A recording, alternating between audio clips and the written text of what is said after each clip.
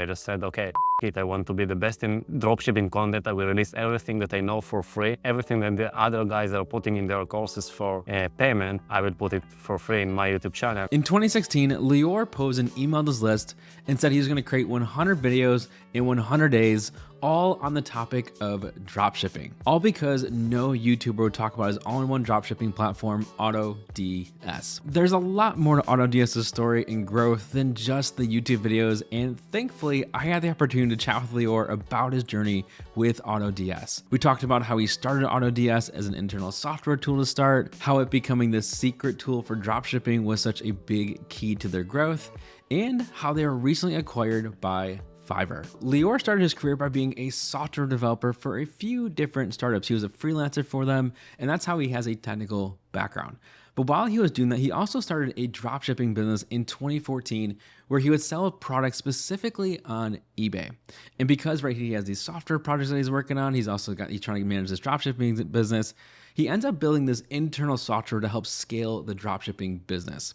And so this software, what it would do is it would sync with all the suppliers, it would sync with all the price and stock changes, and it would automatically fulfill the orders that were coming through eBay. Eventually, Lior is going to these networking events and these conferences about dropshippers so he can meet other dropshippers and see how they're running their businesses.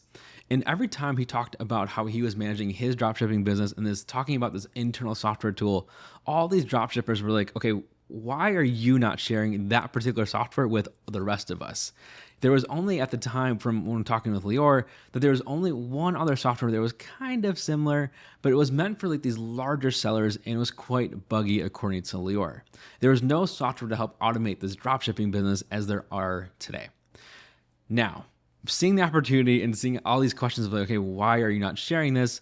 Lior ends up kind of seeing what's happening and seeing the opportunity. So he ends up kind of grabbing everyone's WhatsApp numbers at these conferences and these networking events, just so that way he can actually get this internal software ability, get it ready so it has the ability to be shared out. And at these networking events and conferences, he's not a keynote speaker or anything like that. He's just networking with people and getting to know them as people. And so eventually, after these conferences and these networking events, he ends up going home and gets this internal software that he's built and gets it ready to be shareable with other dropshippers. And he does it. He starts sharing it out to them, but he also gives them a caveat of like, okay, please don't share this with others. It's just me running this. And it kind of just becomes this secret dropshipping software. But instead of me kind of explaining why it had to be this big old secret software, let me actually have Lior explain why this internal software had to start as a secret software. I just couldn't handle too many people. I didn't have the customer support ready for that. I didn't have the platform ready for that. We even didn't have a front site that explained what our software is doing. It was just a registration page, login page, and we were charging them after usage. So it wasn't like prepayment like any SaaS business is working today where you first pay and then you use. It was you use for a month and then you get an invoice and then we're like, please pay us what you own us. Part of the people are paying, part of them not. But that's how it worked in the beginning. So we really couldn't handle more people, or actually we could, but we didn't have all the platform, the website and everything to get the customers. So obviously this internal and now secret dropshipping tool isn't really internal, or nor is it a secret tool anymore.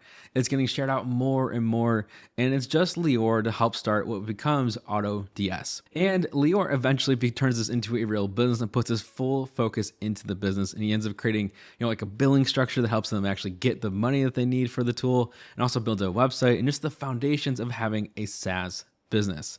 And things are going really well, but the problem, as Lior mentioned, is like he had this self-awareness of like, hey, I actually don't know how to solve all these different problems, specifically the problems that are helping you work on the business versus working in the business. He didn't actually know how to kind of build this scalable SaaS product and business because he had never done it before.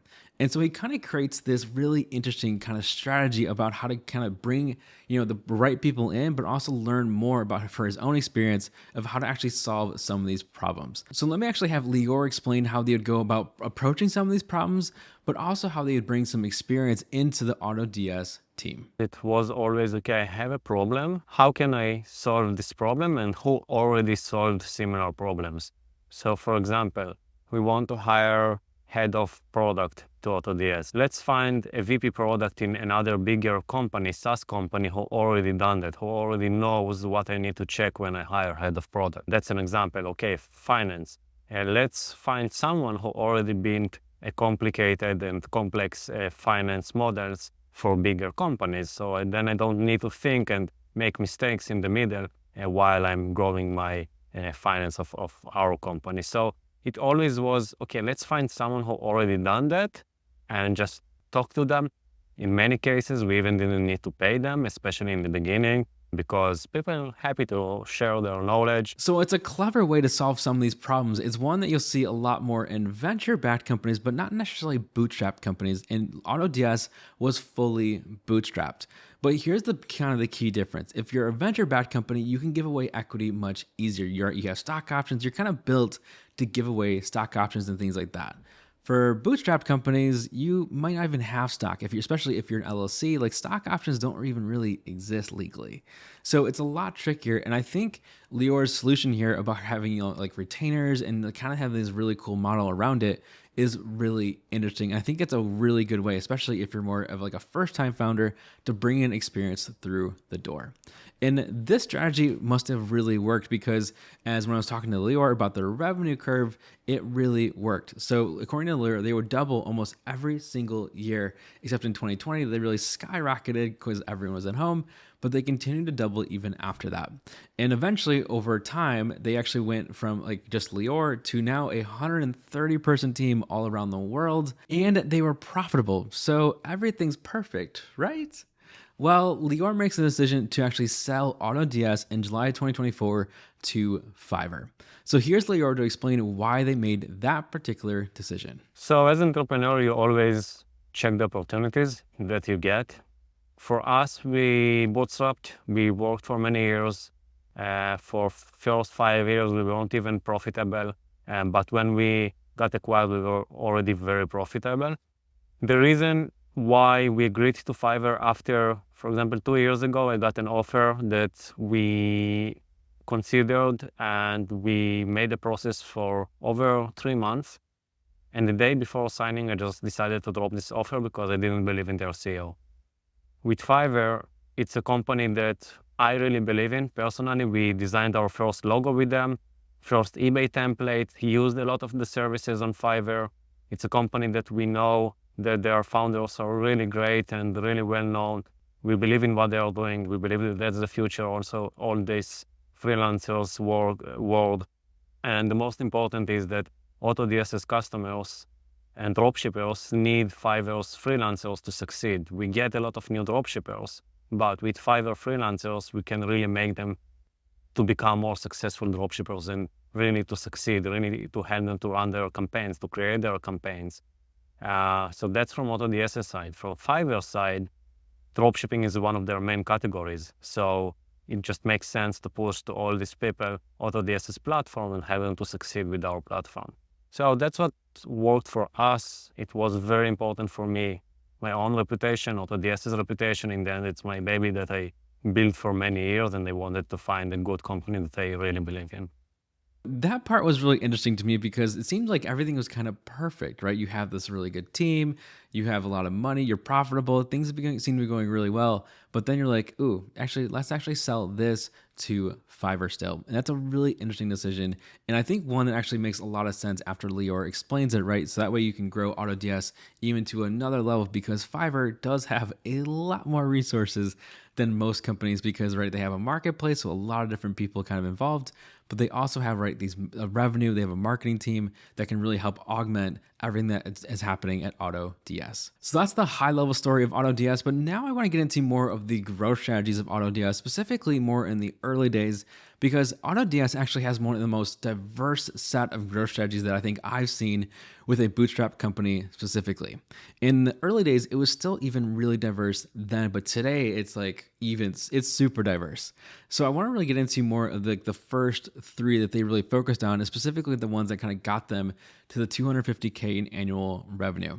And before we get into those three, I actually want to take a minute just to kind of talk about how they went about picking which target market to actually focus on. And I thought this was pretty interesting because I think it's actually kind of it's intuitive, but at the same time, I think there's a lot of creators and business owners actually advising against this. And one of the things that they end up making the decision on was actually focusing on beginner dropshippers. So here's Lior to explain why they went after the beginner dropshippers first rather than the more advanced and mature dropshippers. So there are advantages and disadvantages of this approach. The advantages is that, okay, if one customer leaves because something happened, I don't know why, it doesn't matter because you have so many new customers always coming into your platform. If your platform is really good for beginners, they will start with you and then you will always have new flow of customers. While if you go for big customers, they are more stable, they have higher LTV. So there are advantages and disadvantages, but the problem with big customers is that if they leave, you get a hit as a new software that every, I don't know, $1,000 of worth of a big customer worth a lot for you, and then you will really feel it. With small customers where their average payment is like $40 a month,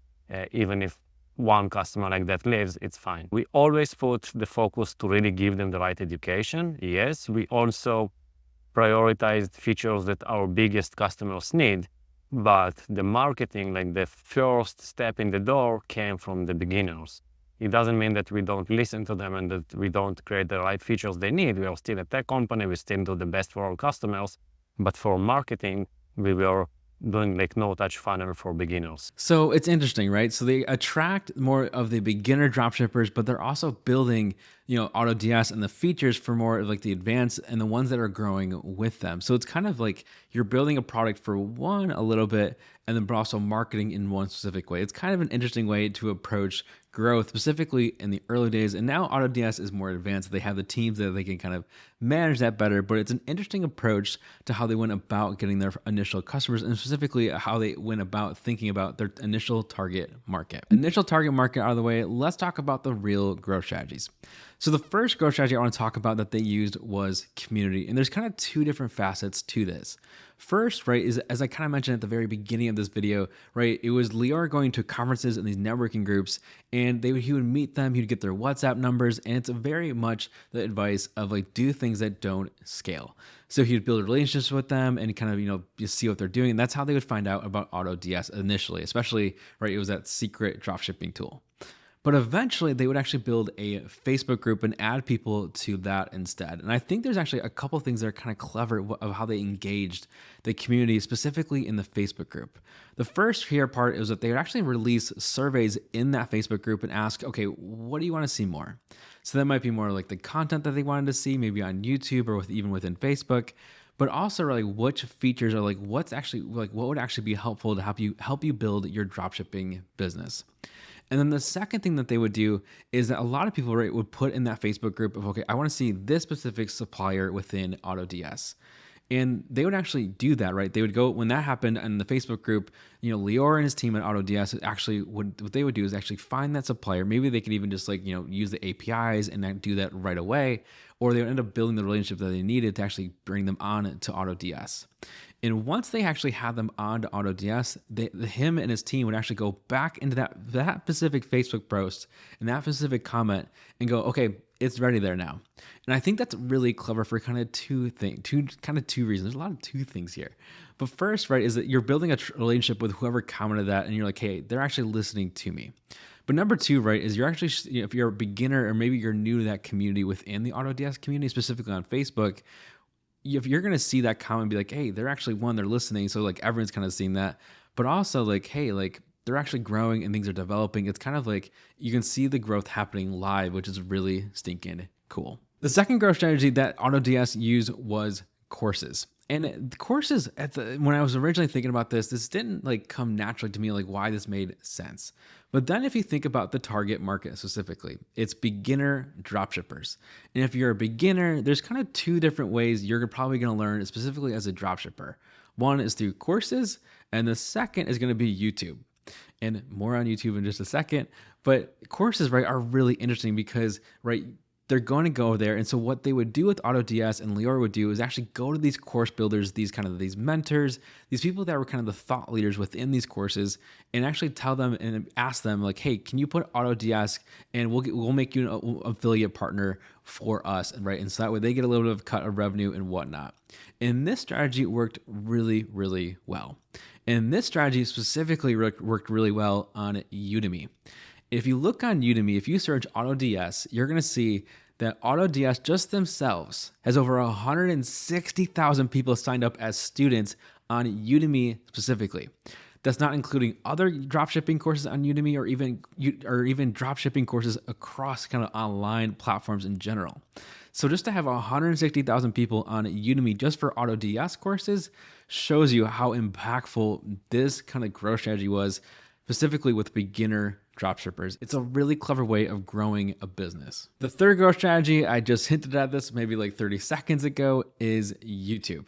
And YouTube is interesting because the way Lior approached this, and I kind of hinted at this at the very beginning of this video also, is that Lior would actually approach more of like these YouTube creators and I mentioned about like, hey, would you be willing to kind of share AutoDS and become an affiliate with us as well, right? Especially because being an affiliator and being affiliate partner with AutoDS was working really well with course builders. So like, why not on YouTube?